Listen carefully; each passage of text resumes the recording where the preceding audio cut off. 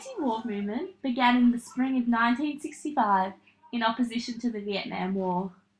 The movement, which began in the United States, was quick to spread across the globe, soon becoming one of the biggest movements the world has seen. The anti-war movement began within Australia when a change in laws brought in by the government made the conscription of Australian men compulsory.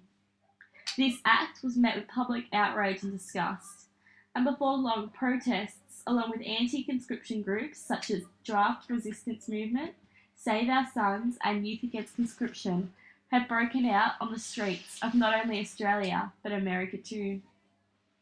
And so these groups, which were originally formed to counter conscription, soon all became firmly anti-Viet War as well.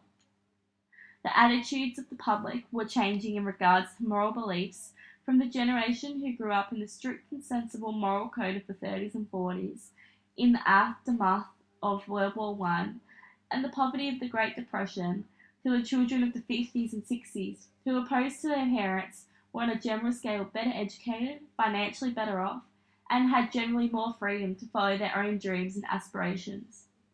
It became clear very early on that things were bound to change. It was the individuals and the groups of the latter generation who would be the main people fighting for not only an end to the war, but for smaller movements also which advertised peace and a change in morals and beliefs. General morals and rights being fought for by the public around the beginning of the anti-war movement include humanism, decentralization, ideology, feminism, theology, and faith. The student protest in the 1960s was ignited by a shared passion to end the Vietnam War. Referred to as the peace movement, it became rapidly active and gained national prominence. On the 14th of October 1916 at the Michigan Union, John F. Kennedy made a speech about what would later become the Peace Corps, proved to be a catalyst for student empowerment. Students rallied behind their idea, excited to do their part to help the global community. Mostly because of the problems which press upon the United States and the opportunities which will be presented to us in the 1960s. Probably must be seized. And the judgment of the President, the vigor of the executive. The peace movement of the 60s really started in the universities and colleges. Many students set up underground newspapers and initiated community organizations expressing their views. It was through these young people that the peace movement during the 60s began. The first street demonstrations and protests were small but quickly grew. By 1965, there were nationwide protests. These protests would attract students, middle-class suburbs, labor unions, and community and government institutions. Protests weren't the only way people would express their opinions about peace and the state of society. There were also large media events, such as the Woodstock Music Festival in 1969. Events such as these got the media, musicians, and entertainers involved with the movement. The peace movement began in the 1960s in the United States in opposition to the US government getting involved in the Vietnam War. The opposition mainly sprang from university and college campuses. A combination of pre-existing factors sparked the youth of the 60s to turn against the expectations of their parents' generation. Many of the young people looking to protest wanted to express their disgust with a society that was still run under the effects of the McCarthy period. Peace movement leaders opposed the Vietnam War on not only a moral ground but also an economic ground. One of the reasons that many people opposed the US being in the Vietnam War was that Vietnamese should work out their own problems independently rather than with foreign influence. Another reason was that American military being there made tensions even higher, and with their removal there would be less bloodshed. In the 60s, music was changing.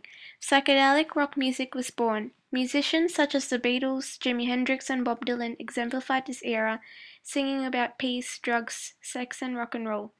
Just like music, a lot of anti-war movies and books were made. Demonstrations occurred everywhere, begging the government to stop the war. Hippie, or also known as the flower child, became really famous in the 60s. They dress differently from the main society, and their value revolves around peace and love. Martin Luther King Jr. was a prominent American leader. He is best known for his role in the advancement of civil rights, but in the next few years of his life leading up to his death, he expanded his focus to include poverty and also to stop the Vietnam War. The anti-Viet War movement was the largest and most powerful anti-war movement the world has ever seen, and deemed by many as quite a success. Many issues that had been previously swept under the rug were raised around this time of protests and rallies. They represented a change in opinions from the previous generation to the current one. Many issues were being fought for throughout this movement, and many managed to be solved and changed. Examples include conscription, which was of course eventually abolished by the Australian government, Australia's and the US's involvement with the war, which was brought to a close as quick as humanly possible, after much pressure by the public and general morals, views and beliefs such as theology, vegetarianism, animal rights, ideology, feminism, faith, humanism, were also altered significantly throughout this peace movement. These leaps taken by humanity would have been impossible without the extreme numbers and absolute dedication to the cause shown by the public throughout the many thousands of rallies, protests, and groups which appeared as a result of the anti-war movement. Although not all of these issues are solved completely, it is safe to say that they made one huge difference to not only the outcome of the war, but the families and everyday social thinking back home. It is safe to say that the anti-Viet War movement's high success rate was one small step for man and one giant leap for mankind.